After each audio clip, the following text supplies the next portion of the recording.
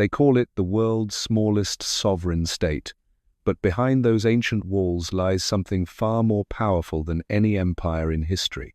For over 2,000 years, the Vatican has held secrets that could reshape everything we know about faith, power, and human civilization itself. And tonight, we're going to uncover the cover-up they've fought desperately to keep buried. What you're about to hear isn't speculation. These aren't conspiracy theories whispered in dark corners. These are documented facts, leaked documents, and testimonies from insiders who risked everything to bring the truth to light. Because when an institution controls the spiritual lives of over 1 billion people worldwide, when it sits on wealth that rivals entire nations, when it holds archives containing secrets spanning 2 millennia, the question isn't whether there are cover-ups. The question is, how deep do they go? Tonight, I'm going to show you evidence that will fundamentally change how you see the Vatican. We're going to explore financial scandals that make corporate corruption look like pocket change. We'll dive into espionage networks that would make intelligence agencies envious. And we'll examine cover-ups so shocking, so systematically orchestrated, that when you hear them, you'll understand why some truths have been locked away for centuries. But here's what makes this different from every other investigation you've seen. These aren't ancient mysteries lost to time. These scandals are happening right now, in real time, with documents being leaked as we speak. The Vatican is scrambling to control narratives that are already spiraling beyond their grasp. And the more they try to bury these secrets, the more explosive they become when they surface. So before we begin, ask yourself this. If the Vatican has nothing to hide, why do they operate one of the most secretive bureaucracies on Earth? Why are their financial records more classified than state secrets? And why, when journalists get too close to certain truths, do they suddenly find themselves shut out, silenced, or worse? The story we're about to tell isn't just about corruption within religious walls. It's about a power structure so sophisticated, so deeply embedded in global politics and finance, that its tentacles reach into governments, banks, and institutions worldwide. It's about decisions made in private chambers that affect millions of lives. And it's about the brave individuals who've risked everything to ensure you know the truth. Let's start with something that happened just last year. Something the Vatican hoped would quietly disappear from headlines. The 16th of December, 2023. A Vatican court delivered a verdict that sent shockwaves through the highest echelons of the Catholic Church. Cardinal Angelo Becciu, one of the most powerful men in Vatican City, was sentenced to more than 5 years in prison for embezzlement. But this wasn't just any embezzlement case. This was the exposure of a financial empire built on lies, deception, and the systematic theft of funds meant for the world's poorest people. The numbers alone are staggering. 200 million euros. Gone, vanished into a web of luxury real estate deals, speculative investments, and personal enrichment schemes that read like a crime novel. But here's what makes it truly sinister. Much of this money came from Pence, the collection taken from faithful Catholics worldwide, who believed they were helping the poor and needy. American Catholics alone contributed approximately $10 million per year to this fund. Money given in good faith, with pure hearts, stolen by those who claimed to represent God on earth. But as investigators dug deeper into Becciu's activities, they uncovered something that made the financial theft look almost insignificant by comparison. They discovered that the Vatican had been systematically lying about how these charitable funds were being used. For decades, they told the faithful that Pence went directly to help the world's most vulnerable populations. The reality, only about 20% actually reached the poor. The rest disappeared into the Vatican's operational expenses, private investments, and as we now know, the personal accounts of corrupt officials. Think about that for a moment. Billions of dollars collected from hard-working families, pensioners on fixed incomes, young people giving their last few dollars because they believed in the mission, and 80% of it never reached a single hungry child, never built a single shelter, never provided a single medical treatment. Instead, it funded luxury apartments in London, speculative financial schemes, and the lavish lifestyles of men who had taken vows of poverty. The London property deal alone reveals the breathtaking scope of this deception. Vatican officials invested in a luxury apartment building in one of London's most exclusive neighborhoods. Not affordable housing for the needy, not a shelter for the homeless. A luxury property that would generate profits for already wealthy investors. When the deal went south, as many such speculative investments do, the losses were catastrophic. But those losses weren't absorbed by the corrupt officials who made the deals. They were absorbed by the faithful whose donations had been stolen to fund these schemes in the first place. Cardinal Becciu's conviction represents just the tip of an iceberg that investigators are still trying to fully expose. Because as they traced the financial networks surrounding his activities, they discovered something even more disturbing: evidence of a sophisticated money laundering operation that stretched across international borders. Funds flowing through shell companies, offshore accounts, and financial instruments designed specifically to obscure their origins and destinations. This wasn't just corruption, this was organized crime operating at the highest levels of religious authority. But even as the Becciu trial was reaching its conclusion, Vatican investigators made a discovery that would plunge the Holy See into its most serious security crisis in modern history. During their investigation of financial crimes, they uncovered evidence that their own classified files had been breached. Someone had gained unauthorized access to the Vatican's most sensitive internal documents. The question that sent panic through Vatican corridors wasn't just who had accessed these files, but what they might have discovered and what they planned to do with that information. The timing couldn't have been worse for Vatican officials trying to control the narrative around their financial scandals. As they were already dealing with international headlines about corruption and theft, they now faced the possibility that even more damaging secrets might be leaked to the press. Documents that could expose not just financial crimes, but potentially decades of cover-ups across multiple areas of Vatican operations. Vatican officials, led by Promoter of Justice Alessandro Didi, launched an immediate internal investigation. But what they found was even more alarming than they had feared. The breach appeared to be part of a larger espionage operation that had infiltrated multiple Italian institutions. This wasn't just a simple hacking attempt or a disgruntled employee leaking documents.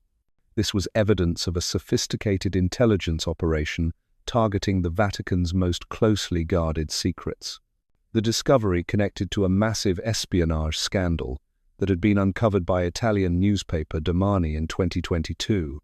That investigation had revealed an extensive network of illegal surveillance, targeting prominent public figures across Italy. Politicians, business leaders, journalists, and apparently Vatican officials had all been subjects of unauthorized surveillance and data collection. The implications were staggering. If foreign intelligence services or criminal organizations had gained access to Vatican communications and documents, the potential for blackmail, manipulation, and further criminal activity was virtually unlimited. For an institution that had spent centuries perfecting the art of secrecy, this security breach represented an existential threat. The Vatican's power had always rested on its ability to control information, to decide what the world knew and when they knew it. If that control was compromised, if their internal communications and classified documents were in the hands of hostile actors, then everything they had worked to protect could be exposed. The Vatican's response revealed just how seriously they viewed this threat. In a move that shocked Vatican watchers, church officials announced they would cooperate fully with Italian authorities investigating the espionage network. This represented a dramatic departure from the Vatican's traditional approach of handling all matters internally. But the scope of the security breach apparently convinced them that they needed outside help to understand what they were facing. The cooperation agreement formalized a partnership between Vatican security officials, including Gendarmerie Commander Gianluca Gauzi and Vatican prosecutor Alessandro Didi, with representatives from Perugia's prosecutor's office. For the first time in modern history, Italian law enforcement would have access to Vatican internal communications and security protocols as part of a joint investigation into what officials were calling one of the most serious breaches of Vatican security ever. documented. But as investigators began mapping the scope of the espionage network, they uncovered connections that reached far beyond simple intelligence gathering. The same criminal organizations that had infiltrated Vatican security systems appeared to have links to financial crimes, political corruption, and organized crime networks operating across Europe. What had started as an investigation into Vatican larger and more dangerous? The question financial corruption was evolving into something much that kept Vatican officials awake at night. Was simple but terrifying. What else had been compromised? If criminals could access their classified files, what other secrets might they have discovered? And more importantly, what did they plan to do with that information? The answers would prove to be more shocking than anyone could have imagined. As investigators delved deeper into the espionage network, they began uncovering a pattern that would make even the most seasoned intelligence operatives pause. The Vatican wasn't just dealing with random hackers or opportunistic criminals. The evidence pointed to something far more systematic, far more coordinated. Someone with significant resources and sophisticated technical capabilities had been quietly infiltrating the Holy See's digital infrastructure for months, possibly years. The digital breadcrumbs told a chilling story. Encrypted communications between Vatican officials had been intercepted and decoded. Financial transaction records that should have been buried behind multiple layers of security had been copied and transmitted to unknown recipients.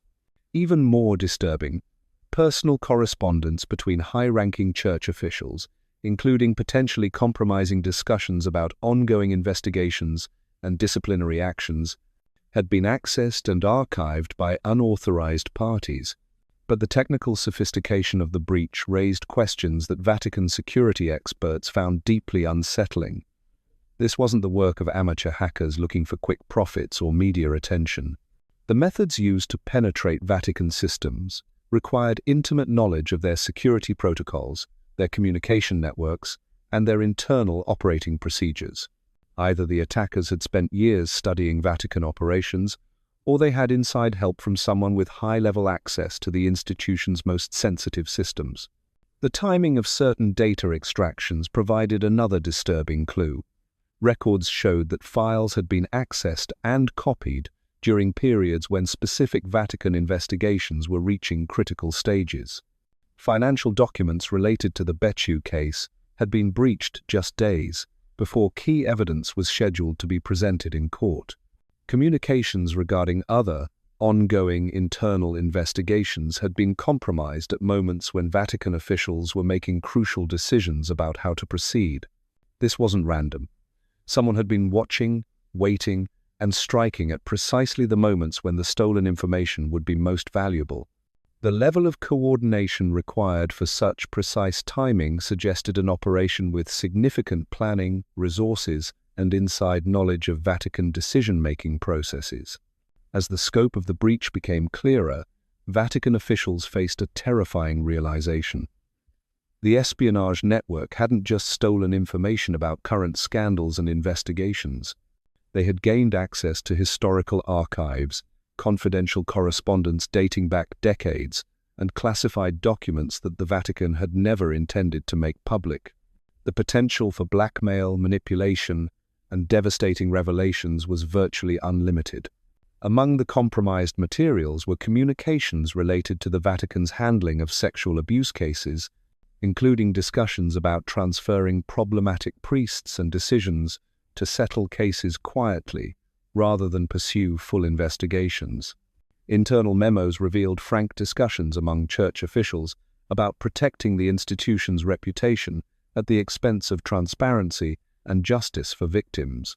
Financial records, spanning multiple decades, had also been compromised, revealing patterns of questionable investments, undisclosed transactions, and connections to individuals and organizations that the Vatican would prefer to keep private. These documents painted a picture of an institution that had been systematically mismanaging funds, making decisions based on personal relationships rather than fiduciary responsibility, and operating with a level of financial opacity that would be illegal for almost any other organization. But perhaps most damaging were the personal communications between Vatican officials that revealed their true attitudes toward the faithful they claimed to serve. Private messages showed church leaders mocking concerns raised by ordinary Catholics, dismissing calls for transparency as naive, and expressing cynical views about the intelligence and dedication of the people who supported the Church with their donations and devotion. The psychological impact on Vatican officials was immediate and severe. Knowing that their private conversations had been monitored and recorded created an atmosphere of paranoia and mistrust that permeated every level of the organization. Officials began to suspect colleagues, question long-standing relationships, and second-guess every communication they made. The crisis deepened when Vatican investigators discovered that the espionage network had also targeted external communications. Phone calls and emails between Vatican officials and government leaders, business partners, and other religious organizations had been intercepted and recorded. This meant that not only were Vatican secrets potentially compromised, but the private communications of anyone who had dealt with the Holy See could also be in the hands of unknown hostile actors. The international implications were staggering. If foreign intelligence services had gained access to Vatican communications with world leaders, they could possess compromising information about government policies, diplomatic negotiations, and personal relationships that extended far beyond religious matters. The Vatican's role as a diplomatic entity meant that their communications often touched on sensitive political and economic issues that could affect international relations. As news of the security breach began to leak to international media, the Vatican found itself facing a crisis of confidence that threatened to undermine centuries of carefully cultivated authority and influence. The institution that had positioned itself as a moral authority for billions of people was now revealed to be vulnerable to the same criminal networks that targeted corporations and governments worldwide. But the security breach was just the beginning of what investigators would discover. As they traced the digital footprints left by the espionage network, they began to uncover connections that would expose a web of corruption, criminality, and cover-ups that reached far beyond anything the Vatican had admitted publicly. The trail led them to financial institutions that had been facilitating money laundering operations for decades. It connected to organized crime networks that had been using Vatican accounts to clean dirty money from drug trafficking, arms dealing, and human trafficking operations. And it revealed that certain Vatican officials had not just been victims of criminal infiltration, but active participants in criminal enterprises that spanned continents. The evidence was overwhelming, undeniable, and absolutely devastating. The Vatican wasn't just dealing with isolated cases of corruption or individual bad actors. They were confronting the reality that their institution had been systematically compromised by criminal organizations that had been using the Church's reputation and infrastructure to facilitate crimes on a global scale. And as investigators continued to follow the evidence, they began to realize that what they had discovered so far was just the surface of something much deeper, much more disturbing, and much more dangerous than anyone had imagined. The deeper investigators dug into the criminal networks surrounding the Vatican, the more they realized they weren't just dealing with financial crimes or security breaches. They were uncovering evidence of something that would shake the very foundations of how the world understood the Catholic Church's role in modern global affairs.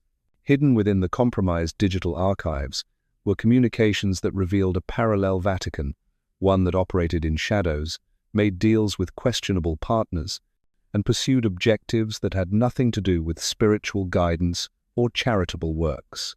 These weren't the actions of rogue individuals operating outside church authority. These were systematic operations that required approval from the highest levels of Vatican leadership. The financial networks they discovered were staggering in their complexity and reach.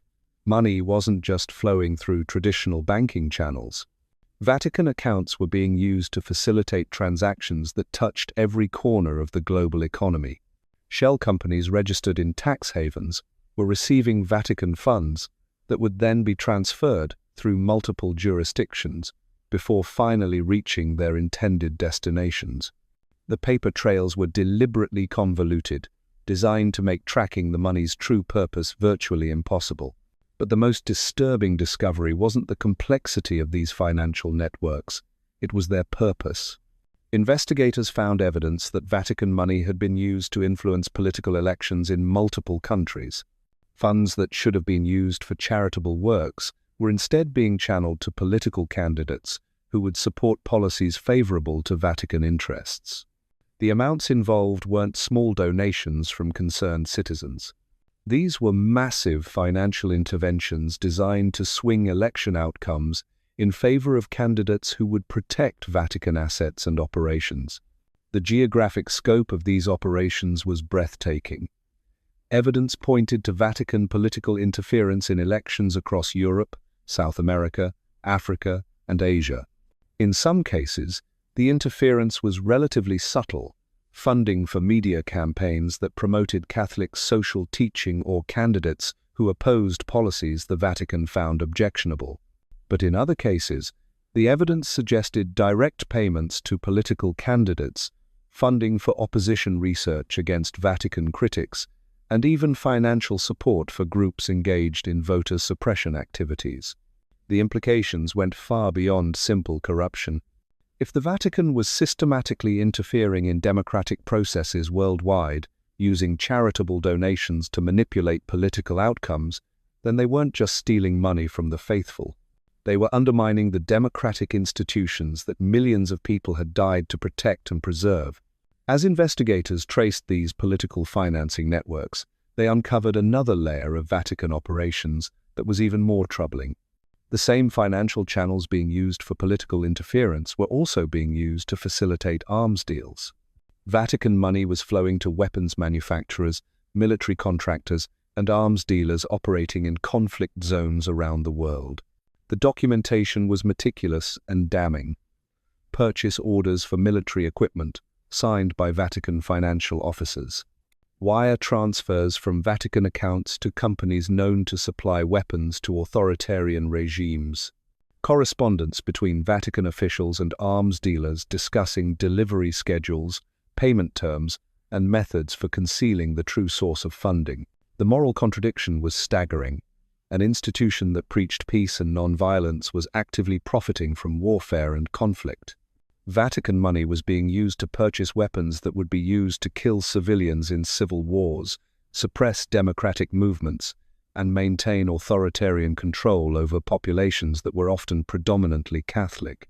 But the arms dealing was just one component of a much larger pattern. The compromised archives revealed that the Vatican had become a central hub for facilitating transactions that legitimate financial institutions wouldn't touch. Their unique legal status as a sovereign entity, combined with their global network of accounts and relationships, made them an ideal vehicle for moving money that needed to avoid scrutiny from law enforcement agencies. Drug cartels were using Vatican accounts to launder profits from narcotics trafficking. Human trafficking organizations were using church financial networks to move payments for victims bought and sold across international borders. Even terrorist organizations appeared to have found ways to access Vatican financial infrastructure to fund operations that would result in mass casualties. The evidence suggested that Vatican officials weren't just passively allowing their systems to be used for criminal purposes. They were actively facilitating these transactions, providing services that helped criminals evade detection and prosecution. In exchange, the Vatican was receiving fees that generated hundreds of millions of dollars in revenue that never appeared in their public financial statements. The psychological profiles that emerged from intercepted communications painted a picture of Vatican officials who had completely lost sight of the moral mission they claimed to represent. Private messages showed them discussing criminal clients like ordinary business relationships. They used coded language to discuss illegal activities, but the meaning was clear to anyone who understood the context. In one particularly damning exchange, a high-ranking Vatican financial officer discussed a transaction that would help a known war criminal move assets out of a country where he was facing prosecution. The Vatican official didn't express any moral concerns about helping someone who had been responsible for genocide. His only concern was ensuring that the transaction couldn't be traced back to Vatican accounts. Another series of communications revealed Vatican officials discussing how to structure transactions to avoid triggering anti-money laundering alerts at international banks. They shared techniques for breaking large transactions into smaller amounts that would fall below reporting thresholds. They discussed methods for creating false documentation to disguise the true nature of financial transfers. The level of criminal sophistication was remarkable. These weren't amateur criminals stumbling through illegal transactions. These were professionals who understood international banking regulations, money laundering detection systems, and methods for evading law enforcement scrutiny. They had turned the Vatican into what investigators would later describe as one of the world's most effective criminal money laundering operations. The scope of the criminal enterprise became even clearer when investigators discovered that the Vatican had been providing financial services to organized crime families from multiple countries. Italian mafia organizations, Russian oligarchs, Chinese triads, Mexican drug cartels, and African warlords all appeared to have used Vatican financial networks to move money, hide assets, and evade law enforcement. The fees generated by these criminal transactions were being used to fund Vatican operations that the public never saw. Secret payments to government officials in countries where the Vatican wanted to expand its influence. Bribes to judges handling cases that could affect Vatican interests. Payments to journalists and media organizations to suppress negative coverage of Vatican activities.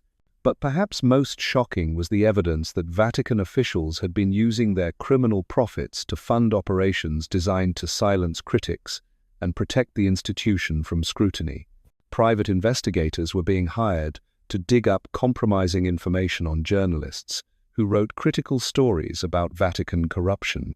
Legal teams were being funded to intimidate victims of clerical abuse who tried to speak publicly about their experiences. The Vatican had evolved into something that bore little resemblance to the spiritual institution millions of people believed they were supporting. Behind the facade of religious authority and charitable mission was a criminal enterprise that generated billions of dollars through illegal activities, while systematically working to silence anyone who might expose the truth. The evidence was overwhelming, undeniable, and absolutely devastating. But as investigators continued to piece together the full scope of Vatican criminal activities, they began to realize that what they had discovered was just the operational level of something much larger and more sinister. The real question wasn't just how the Vatican had become a criminal organization. The question was, who was ultimately responsible for directing these operations, and what larger agenda they might be serving. Because the evidence suggested that the Vatican's criminal activities weren't random or opportunistic, they appeared to be part of a coordinated strategy designed to achieve objectives that went far beyond simple financial gain. As investigators prepared to dig deeper into the Vatican's most closely guarded secrets, they had no idea that what they would discover next would fundamentally challenge everything the world thought it knew about the relationship between religious authority and global power. The trail they were following was about to lead them into the darkest corners of Vatican operations, where faith and criminality had merged into something that defied every moral principle the Catholic Church claimed to represent. The financial crimes and espionage networks were disturbing enough, but what investigators discovered next would expose a level of systematic deception that reached back generations. Deep within the compromised Vatican archives were documents that revealed how the Holy See had been deliberately rewriting its own history, burying evidence of scandals that could have destroyed the institution's credibility decades ago. Among the most shocking discoveries were files related to what Vatican insiders called Operation Silence, a decades-long campaign to identify, suppress, and eliminate evidence of institutional wrongdoing before it could reach public attention. This wasn't reactive damage control. This was proactive, historical manipulation on a massive scale. The operation had its own dedicated staff, its own budget, and its own network of operatives who specialized in making inconvenient truths disappear. Former Vatican employees, speaking on condition of anonymity, described a sophisticated system where potentially damaging documents were systematically identified, removed from official records, and either destroyed or hidden in private archives that only a handful of senior officials could access. But the scope of this historical manipulation went far beyond simple document destruction. Vatican operatives had been actively working to influence how historians, journalists, and researchers understood church history. Academic institutions that received Vatican funding were subtly pressured to avoid certain topics in their research. Scholars who asked uncomfortable questions about church history found their access to Vatican archives mysteriously restricted. Publishers who planned books critical of Vatican activities suddenly faced financial difficulties that forced them to cancel publication. The psychological manipulation was even more insidious. Vatican officials had developed sophisticated techniques for discrediting critics without appearing to attack them directly. They would plant seeds of doubt about a journalist's credibility, spread rumors about their personal life, or quietly inform their employers about past mistakes or indiscretions. The goal wasn't to destroy these critics outright. It was to undermine their credibility so thoroughly that even if they uncovered damaging information about the Vatican, no one would believe them. Internal training documents revealed that Vatican officials were taught specific techniques for deflecting difficult questions during interviews. They learned how to give responses that sounded cooperative and transparent, while actually revealing nothing of substance. They practiced methods for redirecting conversations away from sensitive topics without appearing evasive. They were coached on how to use emotional language about faith and spirituality to make critics seem cold and calculating by comparison. The media manipulation extended to strategic relationships with journalists and news organizations. Vatican officials maintained detailed files on reporters who covered church affairs, tracking their personal beliefs, financial situations, career ambitions, and family relationships. This information was then used to identify journalists who could be influenced, pressured, or compromised. Some journalists were offered exclusive access to Vatican officials in exchange for agreeing to avoid certain topics in their reporting. Others received anonymous tips about career opportunities at organizations with connections to the Vatican. A few were simply bought outright, receiving payments disguised as speaking fees or consulting contracts in exchange for favorable coverage of Vatican activities. The most troubling cases involved journalists who had uncovered genuinely damaging information about Vatican operations. These reporters often found themselves facing sudden personal crises that demanded their immediate attention and resources. Family members would face unexpected legal problems. Their children's schools would suddenly find issues with enrollment. Their mortgage applications would be mysteriously delayed or rejected despite strong credit histories. The pattern was subtle but unmistakable. Journalists who investigated Vatican corruption faced a coordinated campaign designed to distract, exhaust, and ultimately silence them without leaving any evidence of Vatican involvement. The psychological pressure was enormous, and many simply gave up their investigations rather than continue fighting an enemy they couldn't clearly identify or confront. But the Vatican's efforts to control information weren't limited to defensive measures. They had also developed extensive capabilities for offensive operations designed to actively shape public opinion in their favor. Social media manipulation had become a particular focus, with Vatican-funded organizations creating networks of fake accounts that could promote positive stories about the Church while attacking critics and spreading misinformation about Vatican scandals. The sophistication of these social media operations rivaled those of major intelligence agencies. Vatican-funded groups employed teams of psychologists, data scientists, and communications specialists who analyzed online conversations about the Church and developed targeted strategies for influencing public perception. They could identify influential voices in online communities and either recruit them as allies or neutralize them as threats. The fake account networks weren't just spreading propaganda. They were actively working to discredit legitimate journalism about Vatican corruption by flooding social media platforms with false information, contradictory claims, and personal attacks on reporters and sources. The goal was to create so much confusion and controversy around Vatican-related stories that ordinary people would simply give up trying to understand what was really happening.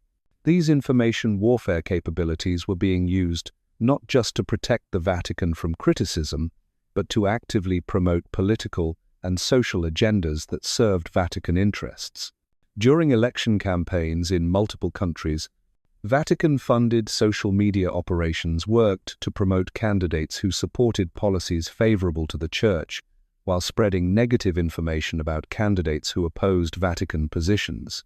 The evidence showed that these operations had influenced election outcomes in several democratic countries, effectively allowing the Vatican to purchase political influence through sophisticated manipulation campaigns rather than traditional lobbying or campaign contributions. The democratic implications were staggering, but the techniques were so advanced and well disguised that most people affected by them never realized they were being manipulated. As investigators traced the funding sources for these information warfare operations, they discovered connections that revealed the true scope of Vatican influence over global information systems. Major social media platforms had Vatican-connected investors who could influence content moderation policies.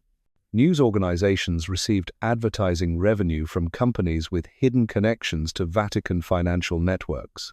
Academic institutions that studied media and democracy were receiving research grants from foundations that were secretly funded by Vatican money.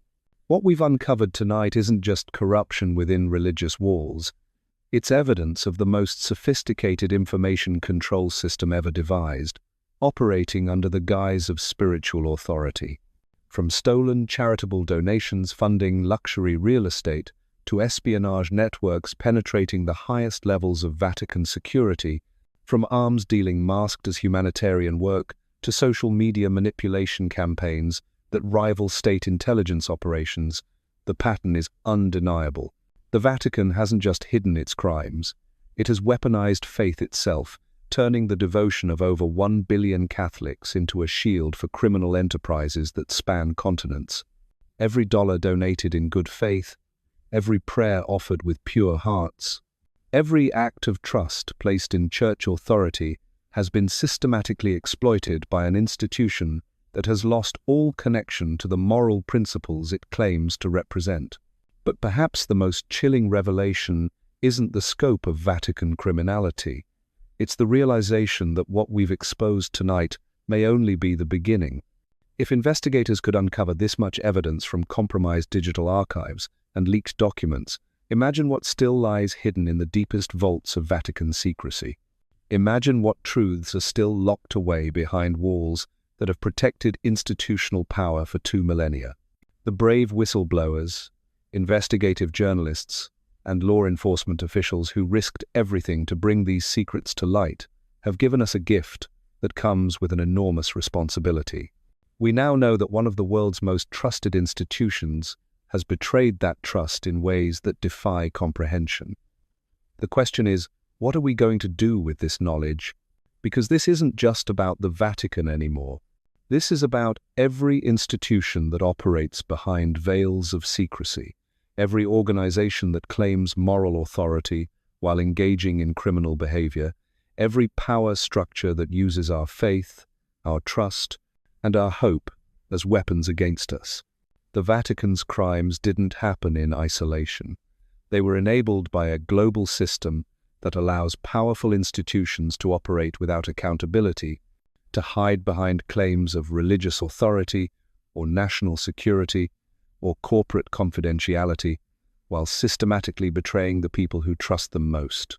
Tonight, you've seen evidence that should shatter any remaining illusions about the relationship between institutional power and moral authority. You've witnessed how easily faith can be manipulated, how completely trust can be betrayed, and how thoroughly the truth can be buried when those in power decide it's inconvenient. But you've also seen something else. You've seen that secrets don't stay buried forever. That truth has a way of surfacing despite the most sophisticated cover-up operations. That courage still exists in a world where speaking truth to power comes with enormous personal risks. The investigators who exposed these Vatican secrets knew they were taking on one of the most powerful institutions in human history. They knew they would face retaliation, intimidation, and attempts to destroy their credibility and their lives. But they did it anyway, because they understood that some truths are too important to remain hidden. That courage is now passed to you, because knowing what you know now, staying silent isn't neutrality, it's complicity. Pretending these revelations don't matter isn't wisdom. It's willful blindness. And allowing institutions to continue operating behind veils of secrecy after witnessing the depths of corruption those veils can hide isn't respect for authority. It's abandonment of responsibility. The Vatican's cover-up succeeded for centuries because ordinary people chose to trust rather than question, to have faith rather than demand evidence, to respect authority rather than insist on accountability. That trust, that faith, that respect were weaponized against the very people who offered them most sincerely. But those days are ending. The digital age has made absolute secrecy impossible. Encrypted communications can be breached. Financial transactions leave digital footprints. Internal documents can be copied and leaked. The tools that institutions once used to control information are now available to those who seek to expose the truth. The Vatican learned this lesson the hard way when their most sensitive archives were compromised by the same criminal networks they had been secretly serving. But they're not the only institution vulnerable to this new reality. Every organization that operates in shadows, every power structure built on secrecy, every authority that demands trust without offering transparency is now living on borrowed time. The question isn't whether more institutional secrets will be exposed. The question is whether we'll have the courage to act on those revelations when they come. Because exposure without action is just entertainment. Knowledge without consequence is just trivia. Truth without justice is just another form of powerlessness. What we've learned about Vatican cover-ups tonight should serve as a warning to every institution that believes it can hide criminal behavior behind claims of higher purpose. The tools of secrecy that protected powerful institutions for centuries are failing. The digital networks they once used to consolidate control are now being turned against them by those they sought to silence. But it should also serve as inspiration to everyone who has ever felt powerless in the face of institutional corruption. The same technologies that enabled Vatican criminals to launder billions of dollars and manipulate global information systems also enabled investigators to expose their crimes. The same digital networks that allowed church officials to coordinate cover-ups across continents also allowed evidence of those cover-ups to be preserved and transmitted to those who would act on it. The Vatican's greatest mistake wasn't any single crime they committed. It was believing that their traditional methods of information control would continue to work in an age where information itself had become impossible to fully control. They tried to use 21st century criminal techniques while relying on medieval secrecy practices. That combination proved to be their downfall. But their downfall is our opportunity. An opportunity to demand that every institution claiming moral authority actually demonstrate moral behavior. An opportunity to insist that organizations seeking our trust actually prove they deserve it. An opportunity to create a world where power truly comes with accountability, where authority requires transparency, and where faith is earned rather than simply demanded. The Vatican cover-ups we've exposed tonight represent the end of an era when institutions could hide behind claims of divine authority while engaging in criminal behavior. An era when the faithful were expected to trust without questioning, to give without knowing how their donations were used, to believe without seeing evidence. That era is ending because people like you are choosing to see clearly rather than look away. Because investigators are choosing to dig deeper rather than accept official explanations. Because whistleblowers are choosing to speak truth rather than maintain profitable silence. The Vatican's reaction to these exposures will tell us everything we need to know about whether real reform is possible or whether the institution is too corrupted to be saved.